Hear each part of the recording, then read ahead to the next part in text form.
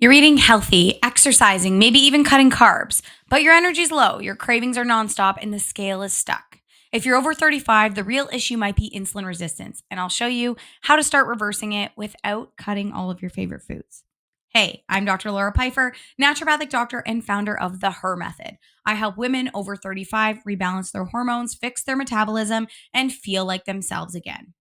In this video, you'll learn what insulin resistance really is, why it gets worse after 35, and the exact steps I recommend to reverse it without extreme dieting or food fear. So let's start with the basics. What exactly is insulin resistance? Insulin is a hormone that acts like a key. It helps shuttle glucose, sugar, out of your bloodstream and into your cells to use it for energy. But when your cells stop listening to insulin, which can happen for a variety of reasons, including hormonal shifts, your body pumps out more insulin just to get the job done. That is insulin resistance. And here's the key: high insulin equals fat storage mode, especially around your belly. And why does it hit harder after 35? Well, one, estrogen drops, making your cells more resistant to insulin. Two, muscle mass declines, and muscle is what uses glucose efficiently. Three, more stress, less sleep equals more cortisol, which can also worsen insulin resistance. Here are some signs to look out for. One, stubborn belly fat. Two, fatigue after meals, especially in that 1 to 2 hours. Three, intense carb cravings. Four, energy crashes. Five, feeling hangry if you skip a meal. If you said, I'm doing everything right, but my body is not responding, this might be why. Now let's talk solutions. One, focus on blood sugar balance at every meal. Each plate should include protein, which helps reduce post-meal glucose spikes, fiber, which slows digestion and supports the gut, healthy fats, which help with satiety, feeling full, and hormone production. Think chicken with roasted veggies and avocado, or eggs with sauteed greens and olive oil. You don't have to cut carbs, just pair them smartly. Sweet potatoes with protein and fat, great.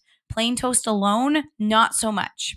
Number two is time your meals. Now, this is a little bit of an advanced maneuver and always an individualized strategy, but did you know that eating later in the day can actually impact your insulin and ability to lose weight?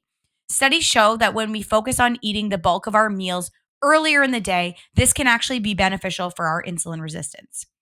And number three, include insulin supportive foods like cinnamon. We know it improves insulin sensitivity.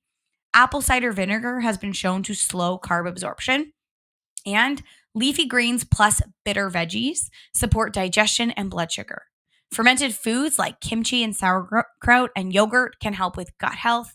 And here's a pro tip: a splash of apple cider vinegar in water before meals can help reduce an insulin spike.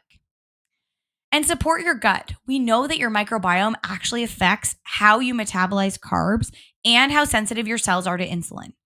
Feed your gut with fiber. Think chia seeds, flax seeds, veggies, fermented foods. Avoid unnecessary antibiotics and avoid highly processed food. Gut issues like bloating, constipation, and skin flares can signal something deeper and can often tie back to blood sugar imbalances. Now, let's actually clear up a few myths. Number one, you don't have to cut out all carbs. Carbs are not the enemy. A carb is about quality and context. A carb eaten with fat and fiber digests totally differently than a simple carb alone, like chips or crackers.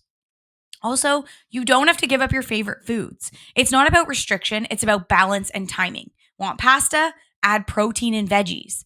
And add some movement after dinner, like a walk, to help balance blood sugar. You don't need extreme diets. In fact, extreme low-calorie or low-carb diets can actually increase stress, hormones, disrupt sleep, and worsen insulin resistance long-term, especially in women over 35. Think, this is about support, not punishment. To help reverse insulin resistance, eat balanced meals with protein, fat, and fiber. Don't skip meals, aim for consistency. Add insulin-supportive foods and nourish your gut. Focus on smart swaps and smart pairings, not strict rules. Over time, this helps your body use insulin better. I often talk to my patients about changing their diet temporarily to take the pressure off, to give their body a chance to resensitize to insulin. And then we go back to a balanced and varied diet. None of these diets are meant to be long term, just meant to be treatment strategies to help improve the insulin resistance. Over time, this helps your body use insulin better, which means less fat storage, fewer cravings, and more steady energy. If this resonated with you, hit like and share to share it with a friend who needs to hear this. And if you want help putting this into action, book a free call and let's chat about how we can help manage your insulin resistance with a plan tailored to your needs. And I want you to leave a comment. What's one small change you're going to make this week to support your insulin? And remember, it's not about doing everything perfectly. It's about consistency, nourishment, and working with your body, not against it.